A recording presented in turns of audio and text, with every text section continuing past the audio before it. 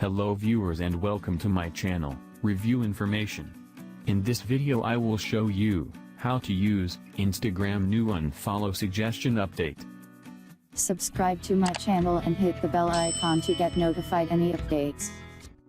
Instagram launched following categories that divides the list of who you follow into batches, including most seen in feed and least interacted with. First, open the Instagram application. Go to your profile from the bottom right corner. From your profile, tap on Following. Here, you will see the categories you can explore. Tap on Least Interacted With. From here, you will able to see which accounts you have least interacted with during the past 90 days.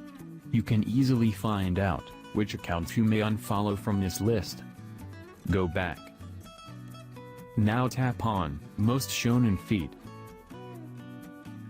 From this list, you will find the accounts with the most posts in your feed over the last 90 days. Go back. That's it.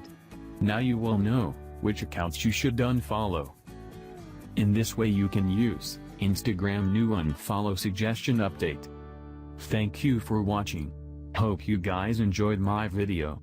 Please subscribe my channel for more videos. Goodbye.